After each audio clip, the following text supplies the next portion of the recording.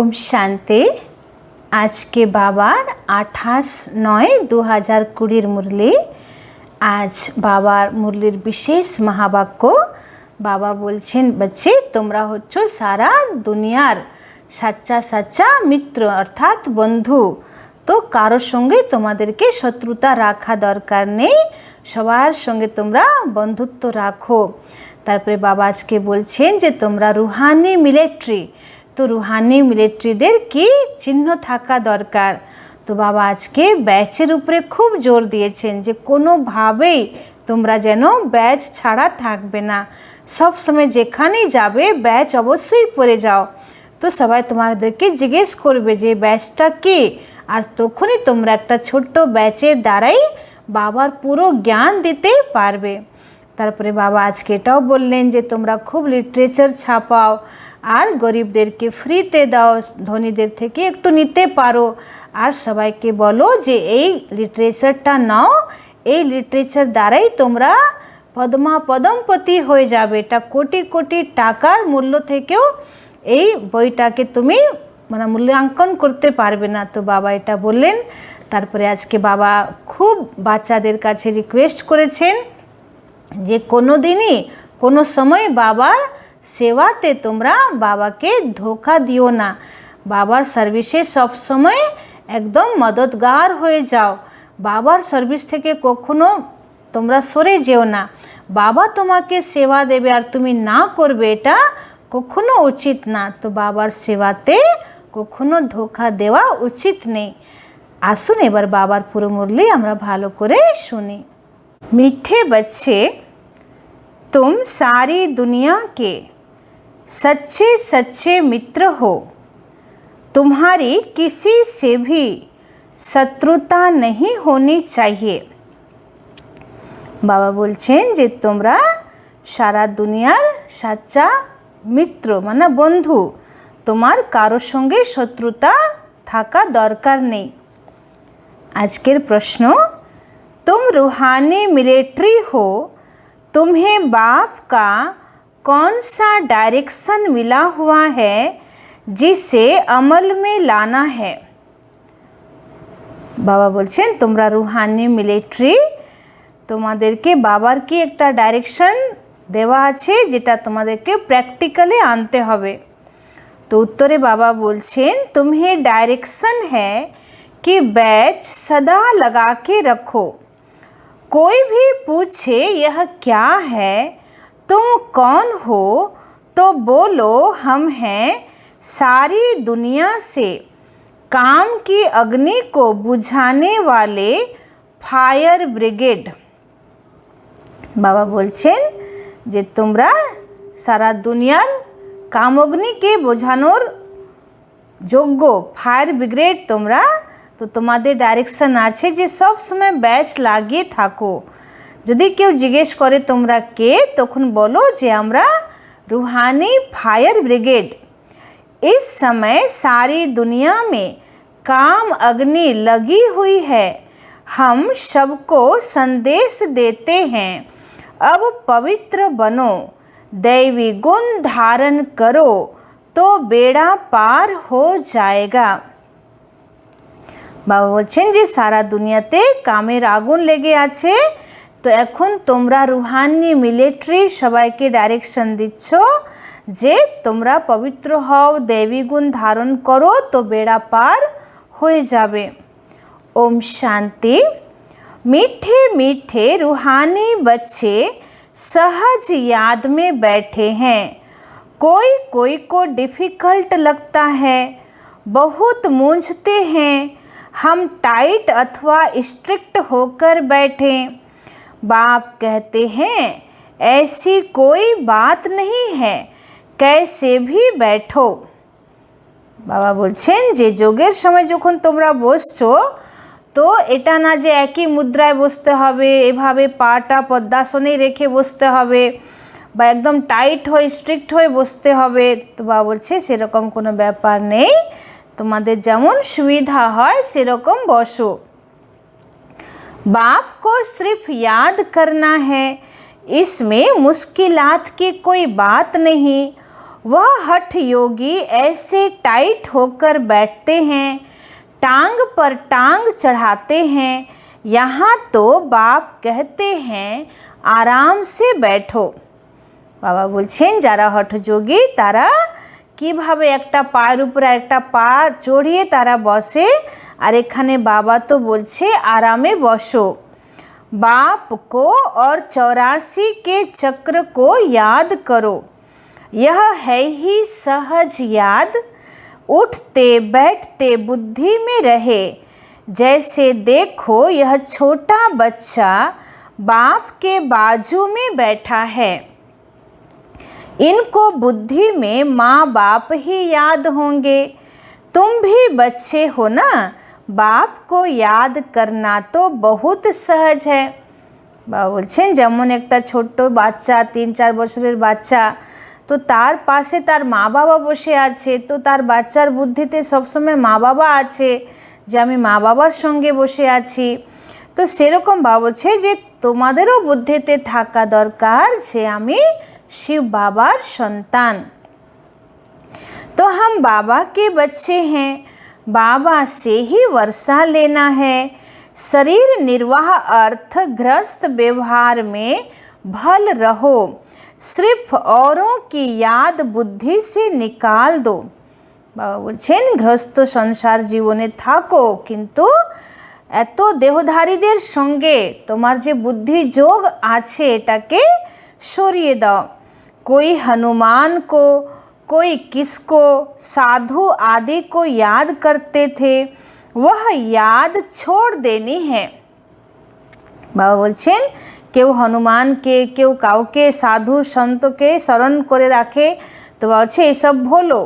याद तो करते हैं ना, पूजा के लिए पुजारी को मंदिर में जाना पड़ता है, इसमें कहाँ जाने की भी दरकार नहीं है। कोई भी मिले बोलो शिव बाबा का कहना है मुझ एक बाप को याद करो।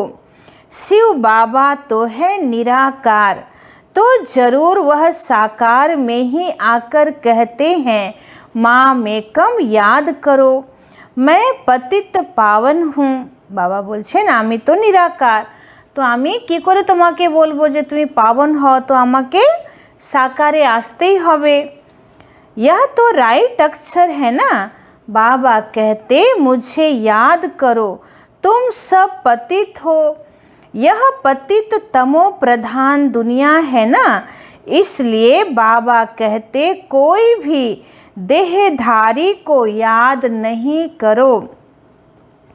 यह तो अच्छी बात है, कोई गुरु आदि की महिमा नहीं करते, बाप सिर्फ कहते हैं मुझे याद करो तो तुम्हारे पाप कट जाएंगे।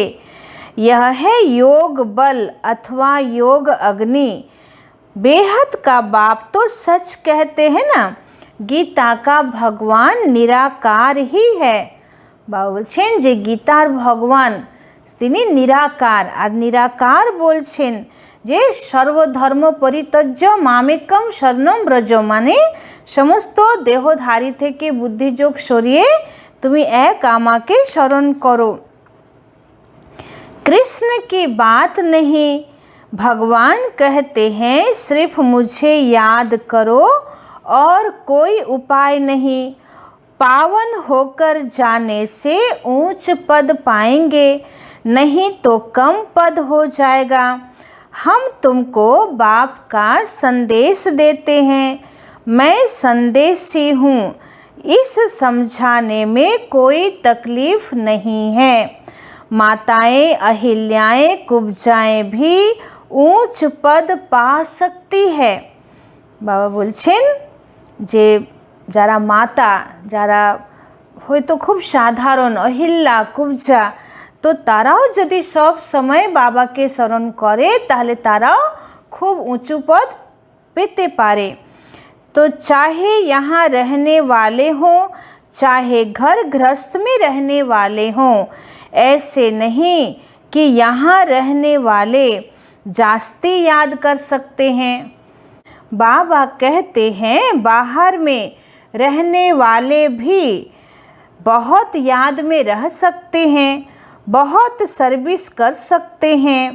यहाँ भी बाप से रिफ्रेश होकर फिर जाते हैं तो अंदर में कितनी खुशी रहनी चाहिए।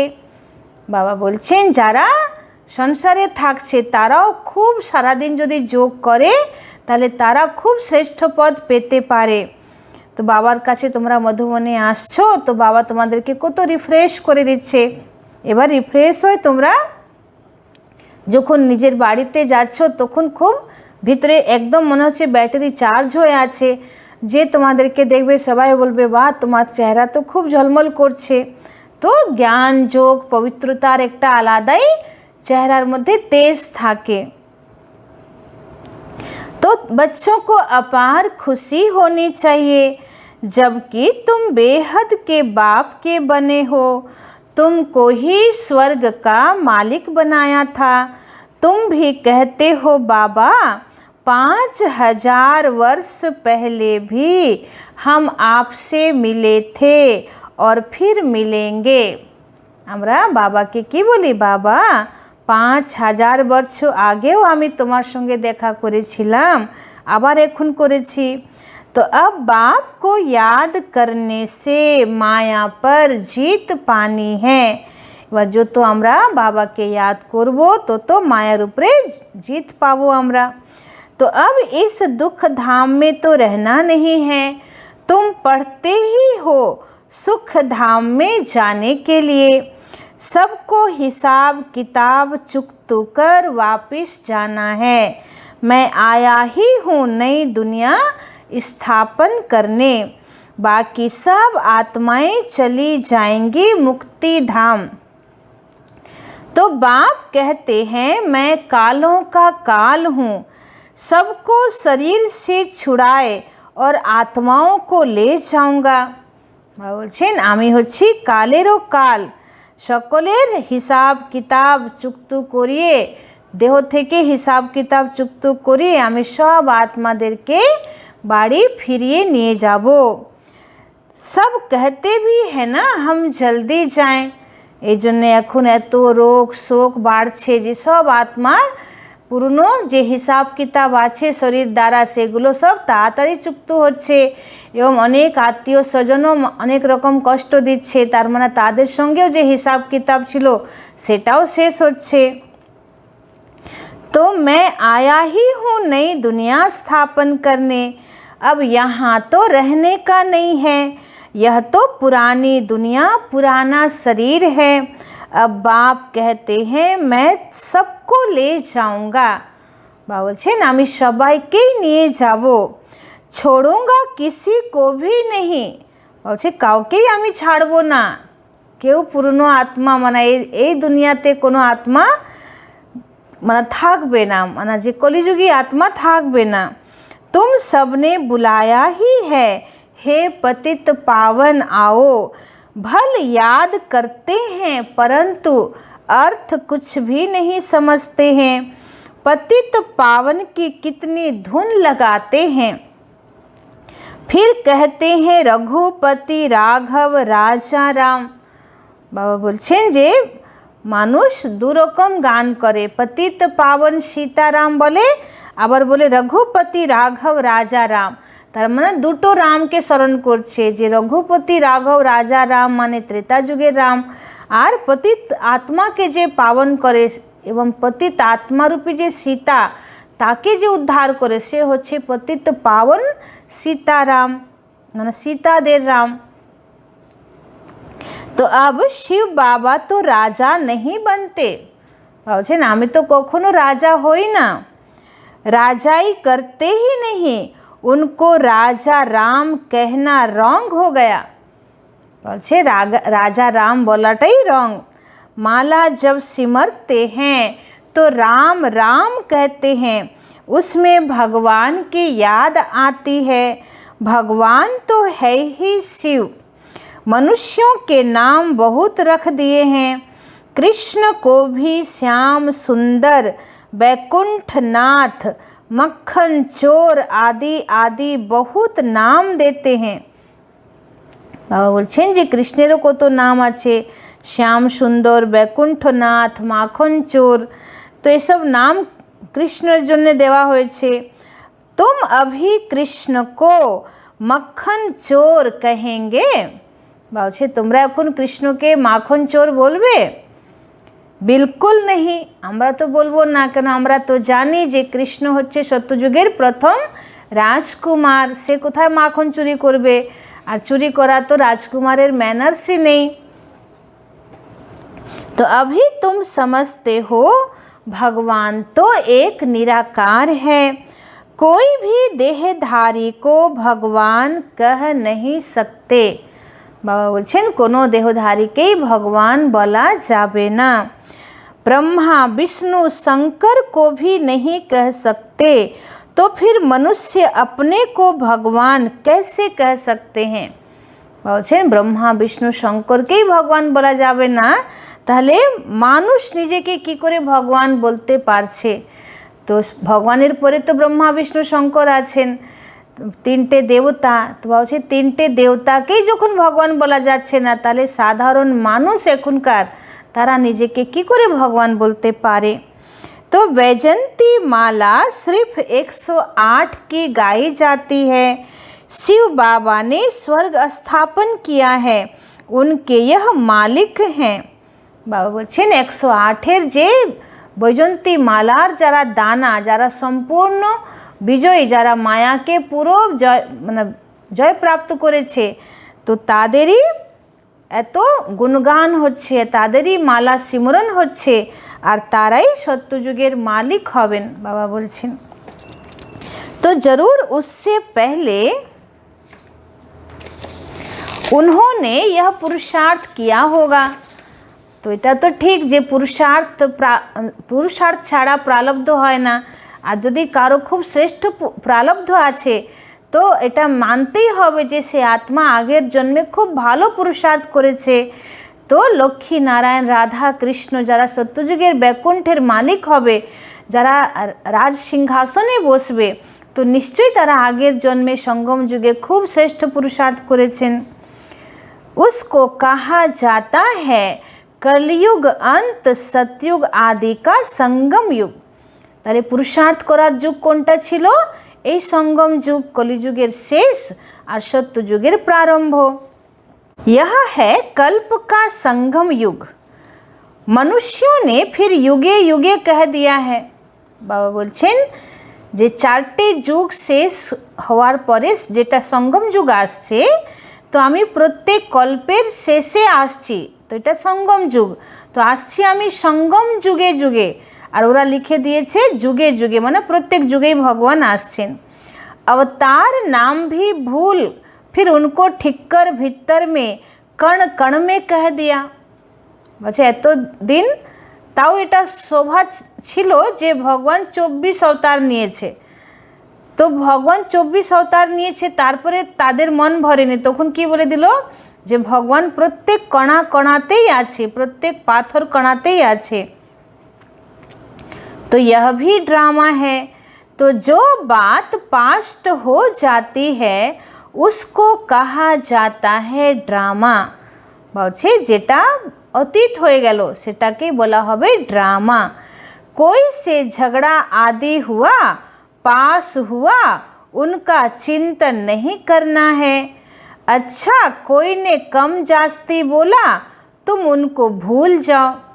বাবা বলছে কেউ তোমার সঙ্গে ঝগড়া করেছে, তোমাকে খুব কটু কথা বলেছে, তো কেউ বেশি বলেছে, কেউ কম বলেছে, তো বাবা বলছে এসব ভুলে যাও, তার চিন্তন করতে নেই। कल्प पहले भी ऐसे बोला था, याद रहने से फिर बिगड़ते रहेंगे। যদি সে কথাগুলো যদি মনে থাকে যে ও আমাকে এরকম কটু কথা কেন বললো, তো তখন মন তার প্রতি খারাপ হয়ে থাকবে। তো বাবা বলছে ভুলে যাও, ড্রামা ভেবে ফুল স্টপ লাগাও, বিন্দু লাগাও। वह बात फिर कभी बोलो भी नहीं। বলছে সেই কথা আর কোনোদিন রিপিটই করো না যে সে আমাকে কি বলেছে। तुम बच्चों को सर्विस तो करनी है ना, सर्विस में कोई विघ्न नहीं पड़ना चाहिए। বলছে বাবার সেবা তোমাকে করতে হবে, তো সেবাতে কোনো বিঘ্ন যেন না পড়ে। सर्विस में कमजोरी नहीं दिखानी चाहिए, बाबा सेवाएं कोनो कमजोरी देखियो ना। शिव बाबा की सर्विस है ना, उनमें कभी जरा भी ना नहीं करना चाहिए। बाबार सेवाएं बाबा बोलছে কখনো না করো না। কার সেবা করছো তুমি? नहीं तो अपना पद भ्रष्ट कर देंगे, যদি বাবার সেবায় না বলো তাহলে নিজের পদ ভ্রষ্ট করে দিচ্ছ।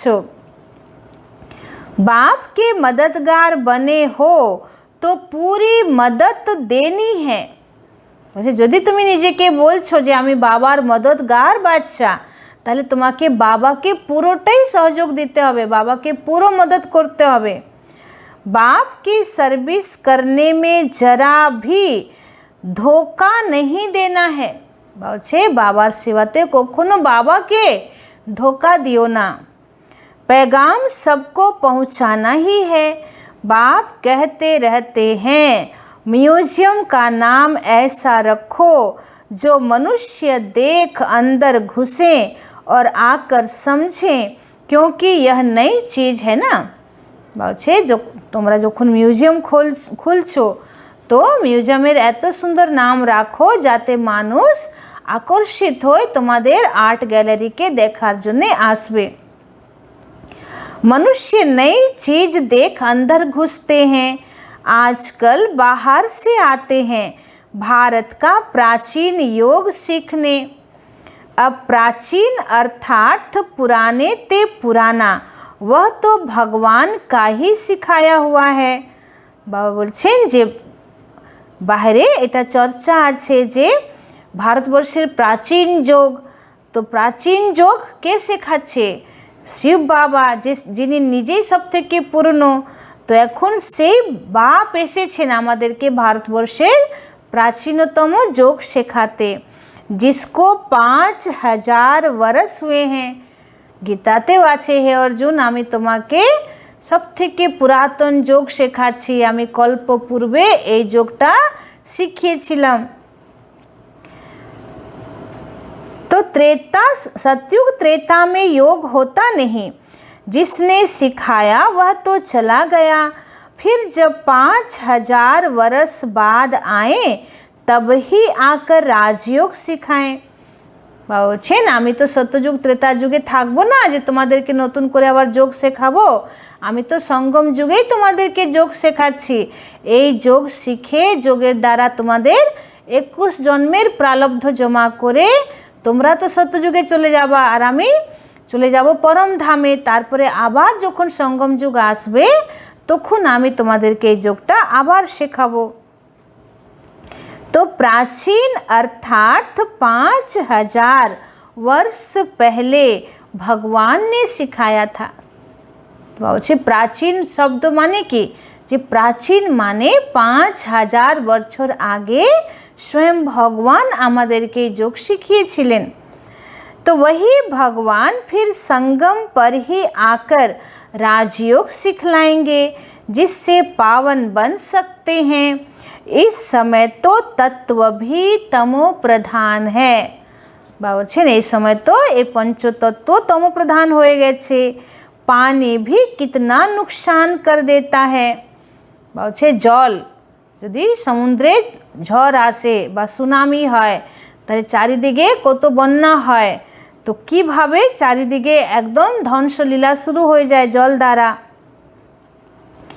तो उपद्रव होते रहते हैं पुरानी दुनिया में, अच्छे पुरानो दुनियाते प्राकृतिक दुर्योग होते ही থাকে। सतयुग में उपद्रव की बात ही नहीं है, सत्ययुगे ये प्राकृतिक दुर्योग হবে না। वहाँ तो प्रकृति तुम्हारी दासी बन जाती है। বলছেন সত্যযুগে প্রকৃতি তোমার দাসী হয়ে যাবে। यहाँ प्रकृति दुश्मन बनकर दुख देती है। সত্যযুগে প্রকৃতি তোমাদের দাসী আর এখানে প্রকৃতি তোমাদের শত্রু হয়ে তোমাদেরকে দুঃখ দিচ্ছে।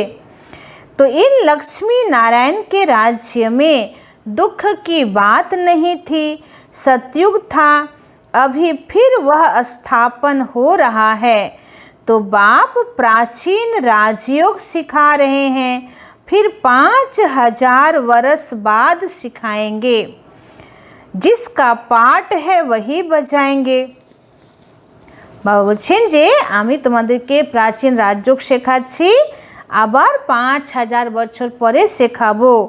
তো যা পাঠ আমার মধ্যে ভরা আছে সেটাই তো আমি এসে আবার প্লে করব। तो बेहद का बाप भी पाठ बजा रहे हैं। तो बाप कहते हैं मैं इनमें प्रवेश कर स्थापना कर चला जाता हूँ। বলছেন আমি ব্রহ্মা বাবার মধ্যে প্রবেশ করে स्थापना करे आमी चले जाई। हाहाकार के बाद फिर जय जयकार होती है। पुरानी दुनिया खत्म हो जाएगी। इन लक्ष्मी नारायण का राज्य था तो पुरानी दुनिया नहीं थी। বলছেন বিনাশের সময় তো খুব হাহাকার হবে, তারপরে তোমাদের জয় জয়কার শুরু হয়ে যাবে, আর এই পূর্ণ দুনিয়া শেষ হয়ে যাবে, লক্ষ্মী নারায়ণের রাজত্ব চলে আসবে। 5000 वर्ष की बात है, लाखों वर्ष की बात हो नहीं सकती। तो बाप कहते हैं और सब बातों को छोड़ इस ईश्वरीय सर्विस में लग जाओ। বলছেন सब व्यापार छेड़े तुम এখন ईश्वरीय सेवाएं लेगे जाओ। अपना कल्याण करने रूठ कर सर्विस में धोखा नहीं देना चाहिए। अच्छे रुष्ट हो कखनो बाबार सेवाएं धोखा दियो ना। यह है ईश्वरीय सर्विस। माया के तूफान तो बहुत आएंगे। বলছেন যে মায়ার তুফান তো অনেক আসবে, তোমার বুদ্ধিকে ডামাডোল করার জন্যে, তোমার মনের মধ্যে সেবার জন্যে, বাবার প্রতি সংশয় আনার জন্যে মায়ার তুফান অনেক আসবে, কিন্তু তুমি একদম হলচলে আসো না, অচল অডোল হয়ে বাবার সেবা করো।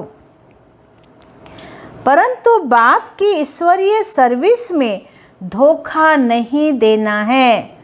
बाबा আবার বলছেন যে বাবার ঈশ্বরীয় সেবায় বাবাকে ধোকা दियो ना। बाप सर्विस अर्थ डायरेक्शन तो देते रहते हैं। मित्र संबंधी आदि जो भी आए सबके सच्चे मित्र तो तुम हो। বলছেন যে তোমার আত্মীয় স্বজন যে আসছে সকলের আসল বন্ধু তোমরা। तुम ब्रह्मा कुमार कुमारियाँ तो सारी दुनिया के मित्र हो, क्योंकि तुम बाप के मददगार हो। বলছে তোমরা ব্রহ্মা কুমার কুমারী সারা দুনিয়ার আসল বন্ধু, কেন তোমরাই সকলকে বাবার পরিচয় দিচ্ছ, তোমরাই বাবার মদদগার বাচ্চা। मित्रों में कोई शत्रुता नहीं होनी चाहिए। বলছে নিজেদের মধ্যে কোনো শত্রুতা যেন না থাকে। कोई भी बात निकले बोलो शिव बाबा को याद करो, बाप की श्रीमत पर लग जाना है, नहीं तो अपना नुकसान कर देंगे। বলছেন বাবার সেবায় লেগে যাও, নাহলে তোমার নিজের ক্ষতি তুমি করে দেবে। ट्रेन में तुम जाते हो वहाँ तो सब फ्री हैं। বলছে যখন তোমরা ট্রেনে যাত্রা করছো তখন তো সবাই এমনি ফাঁকাই বসে আছে। सर्विस का बहुत अच्छा चांस है। बाबार सेवार खूब भालो सेखाने चांस आछे। बैच तो बहुत अच्छी चीज़ है, हर एक को लगा कर रखना है। বলছে ব্যাচ হচ্ছে খুব ভালো, সেটা তোমরা সবসময় পরেই থাকো। कोई पूछे आप कौन हो तो बोलो हम हैं फायर ब्रिगेड। যদি তোমাদেরকে কেউ জিজ্ঞেস করে যে তোমরা কে, তখন বলো আমরা रूहानी फायर ब्रिगेड। तो जैसे वह फायर ब्रिगेड होते हैं आग को बुझाने के लिए, तो इस समय सारी सृष्टि में काम अग्नि में सब जले हुए हैं। मुझे सवाई कामेर आगुने জ্বলছে। अब बाप कहते हैं काम महाशत्रु पर जीत पहनो, बाप को याद करो, पवित्र बनो, दैवी गुण धारण करो तो बेड़ा पार है। বলছে বাবাকে याद करो, पवित्र হও, दैवी गुण धारण करो, তাহলে তোমার বেড়া পার হয়ে যাবে।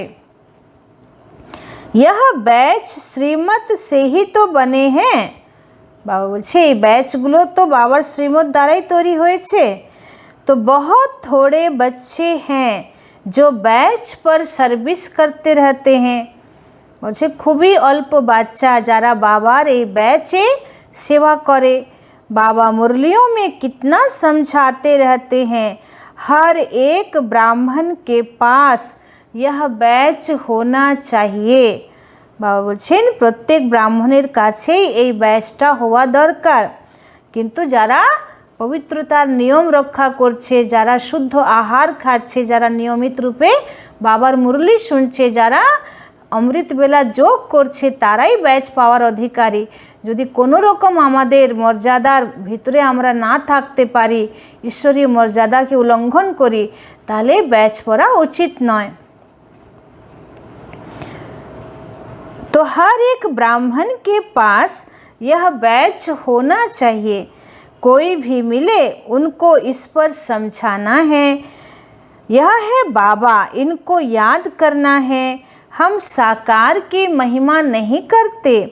सर्व का सद्गति दाता एक ही निराकार बाप है, उनको याद करना है। याद के बल से ही तुम्हारे पाप कट जाएंगे, फिर अंतमति सो गति हो जाएगी। दुख धाम से छूट जाएंगे, फिर तुम विष्णुपुरी में आ जाएंगे। कितनी बड़ी खुशखबरी है। बाबा बोलছেন বাবাকে याद করতে করতে তোমাদের অন্তমতি শ্রেষ্ঠ গতি হয়ে যাবে, আর এই দুঃখ ধাম থেকে তোমরা মুক্ত হয়ে যাবে, আর সত্যযুগ বিষ্ণুপুরীতে চলে যাবে। तो কত বড় এটা খুশির খবর। तो लिटरेचर भी दे सकते हो, बोलो तुम गरीब हो तो फ्री दे सकते हैं। साहूकारों को तो पैसा देना ही चाहिए, क्योंकि यह तो बहुत छपाने होते हैं। बाबा बोलছেন যে গরিবদেরকে ফ্রি দিয়ে দাও, কিন্তু যারা ধনী আছে তাদেরকে তো লিটারেচারের পয়সা দিয়ে দেওয়া উচিত। यह चीज़ ऐसी है जिससे तुम फकीर से विश्व का मालिक बन जाएंगे। बाबा বলছে যে লিটারেচার দিয়ে, বাবার বই দিয়ে তাদেরকে বলো যে এমন একটা জ্ঞান যে তুমি একদম সাধারণ থেকে বিশ্বের মালিক হয়ে যাবে। समझानी तो मिलती रहती है, कोई भी धर्म वाला हो, बोलो वास्तव में तुम आत्मा हो। तो अपने को आत्मा समझ बाप को याद करो, अब विनाश सामने खड़ा है।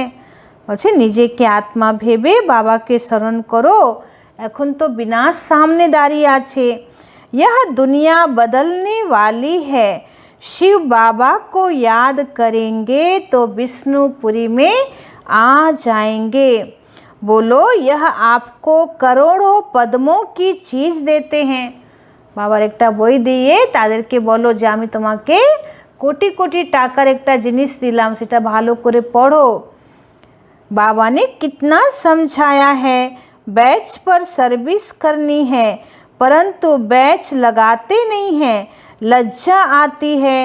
ब्राह्मणियाँ जो पार्टी लेकर आती हैं अथवा कहाँ ऑफिस आदि में अकेली जाती हैं, तो यह बैच जरूर लगा रहना चाहिए।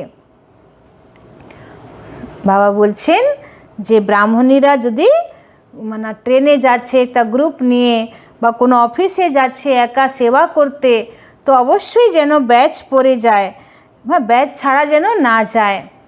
जिनको तुम इन पर समझाएंगे वह बहुत खुश होंगे। বলছে যাদেরকে তুমি ব্যাচের উপরে জ্ঞান দেবে তারা খুব শুনে খুশি হবে। बोलो हम एक बाप को ही मानते हैं। তাদেরকে বলো যে আমরা এক বাবাকেই मानी, वही सबको सुख शांति देने वाला है।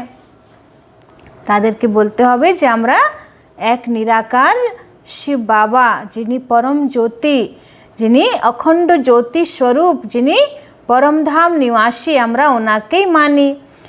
उनको याद करो, पतित आत्मा तो जा न सके। अभी यह पुरानी दुनिया बदल रही है, ऐसे ऐसे रास्ते में सर्विस करते आना चाहिए, तुम्हारा नाम बहुत होगा। बाबा समझते हैं शायद लज्जा आती है जो बैच पहन सर्विस नहीं करते। বলছেন অনেক বাচ্চাদের দেহ অভিমান আছে, তারা লজ্জা পায় যে কী করে ব্যাচ পরবো বাইরে লোক সমাজের সামনে। তো বলছে যে তারা দেহ অভিমানে চলে আসছে, এই জন্যে ব্যাচ পরে না। एक तो बैच सीढ़ी का चित्र अथवा त्रिमूर्ति, गोला और झाड़ का चित्र साथ में हो। বলছেন ব্যাচ তো পড়তেই হবে, তার সাথে সাথে সিঁড়ির চিত্র, ত্রিমূর্তি ব্রহ্মা বিষ্ণু শঙ্করের চিত্র, তারপরে সৃষ্টি কালচক্রের গোলা, তারপরে কল্পবৃক্ষ, এসব চিত্র তোমাদের পাশে থাকা দরকার। এই জন্য আজকাল পকেট ক্যালেন্ডার হয়ে গেছে, পকেট চিত্র প্রদর্শনী হয়ে গেছে। তো সেটা আপনি নিজের ব্যাগে রেখে, পকেটে রেখে আপনি রাস্তাঘাটে চলতে পারেন, যেখানে যাবেন সবাইকে বাবার পরিচয় দিতে পারবেন। तो आपस में बैठ एक दो को समझाओ तो सब इकट्ठे हो जाएंगे। এবার যদি তোমরা ট্রেনে থাকো তাহলে দুজনকে যদি বোঝাও তাহলে আরও আশেপাশের লোক শুনতে শুনতে তারা সবাই এক কাছে বসবে আর তোমাদের জ্ঞান শুনবে। पूछेंगे यह क्या है, बोलो शिव बाबा इनके द्वारा यह नई दुनिया स्थापन कर रहे हैं। अब बाप कहते हैं मुझे याद करो, पवित्र बनो, अपवित्र तो वापिस जा नहीं सकेंगे। बाबा বলছেন যে অপবিত্র তারা কি করে পরমধাম যাবে, তো যাওয়ার আগে তাকে তো হিসাব কিতাব শেষ করে পবিত্র হতেই হবে। तो ऐसी मीठी मीठी बातें सुनानी चाहिए तो खुशी से सब सुनेंगे, परंतु कोई की बुद्धि में बैठता नहीं है। বলছে অনেকেরা তো বাবার এত মিষ্টি মিষ্টি জ্ঞান শুনেও তাদের বুদ্ধিতে জ্ঞান বসে না। सेंटर पर क्लास में जाते हो तो भी बैच लगा रहे। আজকে বাবা একদম ব্যাচের পিছনেই পড়ে গেছে, যে যখন বিকে স্টুডেন্ট ভাই বোনেরা মাতারা যে কেউ যখন সেন্টারেও যাচ্ছ তো ব্যাচ অবশ্যই পড়ে যাও। मिलिट्री वालों को यहाँ बिल्ला लगा रहता है। বলছে যারা মিলিটারি वाले তারাও কি করে সবসময় নিজের ব্যাচ পরে থাকে। उनको कभी लज्जा आती है क्या, तारा कखनो लज्जा पाए। तो तुम भी रूहानी मिलिट्री हो ना, तो बाप डायरेक्शन देते हैं, फिर अमल में क्यों नहीं लाते। बाबा डायरेक्शन दिच्छे ताहले केनो तोमरा प्रैक्टिकले आनछो ना। बैच लगा रहे तो शिव बाबा की याद भी रहेगी, हम शिव बाबा के बच्चे हैं। दिन प्रतिदिन सेंटर्स भी खुलते जाएंगे। বলছে दिन प्रतिदिन तुम्हारे सेंटर्सও खुलते থাকবে। कोई ना कोई निकल आएंगे, कहेंगे फलाने शहर में आपकी ब्रांच नहीं है, बोलो कोई प्रबंध करे मकान आदि का, निमंत्रण दें तो हम आकर सर्विस कर सकते हैं। বাবা বলছে যদি তোমাদেরকে কেউ জিজ্ঞেস করে যে আমাদের শহরে তো আপনাদের ব্রাঞ্চ নেই, সেন্টার নেই, তো তোমরা বলো যে যদি আপনারা কোনো একটা বাড়ি দিয়ে দেন তাহলে আমরা আপনাদের শহরে একটা সেন্টার খুলে দিতে পারবো। निमंत्रण दे तो हम आकर सर्विस कर सकते हैं, हिम्मते बच्चे मददे बाप। বাবা বলছে কি যদি বাচ্চারা হিম্মত করে কোথাও সেবার জন্য চলে যায় তাহলে বাবার অনেক মদত অনেক সাহায্য পাওয়া যায়। बाप तो बच्चों को ही कहेंगे ना बच्चे, खूब सेंटर खोलो, सर्विस करो, यह सब शिव बाबा की दुकान है ना, बच्चों द्वारा ही चला रहे हैं। আজকে বাবা বলছেন যে বাবার সেন্টার হচ্ছে বাবার দোকান, তো বাবা বাচ্চাদের দ্বারাই এই দোকান চালাচ্ছেন। अच्छा मीठे मीठे सिखिल दे बच्चों प्रति मात पिता बाप दादा का याद प्यार और गुड मॉर्निंग। रूहानी बाप की रूहानी बच्चों को नमस्ते। हम रूहानी बच्चों की रूहानी बाप दादा को पदम गुना नमस्ते नमस्ते नमस्ते। सदा रहेंगे हंसते, बनेंगे फरिश्ते, चलेंगे परम धाम के सीधे रास्ते। शुक्रिया बाबा शुक्रिया। এবার ধারণার মুখ্য সার। 1 নম্বর পয়েंट, कभी आपस में रूठकर सर्विस में धोखा नहीं देना है। বাবা বলছে কখনো নিজেরা রুষ্ট হয়ে বাবার সেবায় ধোকা দিও না। विघ्न रूप नहीं बनना है, বাবার সেবায় বিঘ্ন রূপ যেন আমি না হই। अपनी कमजोरी नहीं दिखानी है, নিজের कमजोरी देखियो ना। बाप का पूरा पूरा मददगार बनना है, বাবার পুরো পুরো মদদগার বাচ্চা হতে হবে। 2 নম্বর, कभी कोई से झगड़ा आदि हुआ, पास हुआ, उनका चिंतन नहीं करना है। কারোর সঙ্গে ঝগড়া হলো, কিছু হলো, তো বাবা বলছে তার চিন্তন আবার করো না, নাহলে মন খারাপ হবে যে ও কেন এরকম কথা বলল। कोई ने कम जास्ती बोला तुम उनको भूल जाओ, বলছে কেউ তোমাকে একটু বকেছে, একটু কটু কথা বলেছে, সেটা ভুলে যাও। कल्प पहले भी ऐसे बोला था, ভেবেই নাও যে 5000 বছর আগেও সে এরকম বলেছিল। वह बात फिर कभी बोलो भी नहीं, সে এতটাই ওটাকে ডিলিট করে দাও মন থেকে যে আর সে কথা চিন্তন রূপেও যেন তোমার মনে না আসে।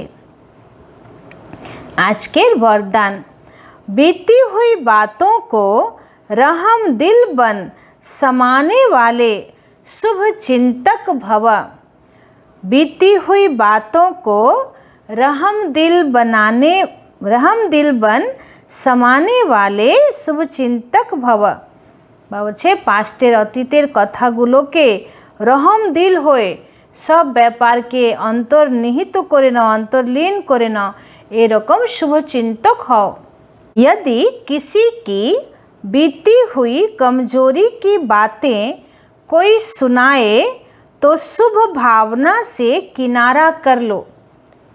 বলছে যদি তোমাকে কারো কেউ অবগুণ বা কমজোরির বর্ণন করছে, তোমাকে শোনাচ্ছে, তো শুভ ভাবনা দ্বারা সেই কথা থেকে নিজেকে সাইড করে নাও। व्यर्थ चिंतन या कमजोरी की बातें आपस में नहीं चलनी चाहिए। বাবা বলছে ব্যর্থ চিন্তন বা কমজোরির বার্তালাপ নিজেদের মধ্যে করো না। बीती हुई बातों को रहम दिल बन संभालो, বলছে অতীতের কথা, কটু কথাকে বাবা বলছে রহম দিল হয়ে ভিতরে অন্তর্লীন করে নাও। समाकर शुभ भावना से उस आत्मा के प्रति मनसा सेवा करते रहो, বলছে তার খারাপ ব্যবহার বা খারাপ কথাকে ভিতরে একদম মানে অন্তর্নিহিত করে তার প্রতি শুভ ভাবনা রেখে তার প্রতি মনসা সেবা করতে হবে। भले संस्कारों के वश कोई उल्टा कहता करता या सुनता है तो उसे परिवर्तन करो। বলছে যদি সংস্কার বশীভূত হয়ে কেউ উল্টো বলছে, উল্টো করছে বা উল্টো শুনছে, তো তাকে মনসা সেবা দ্বারা তুমি পরিবর্তন করো। 1 से 2 तक, 2 से 3 तक ऐसे व्यर्थ बातों की माला नहीं बनाओ।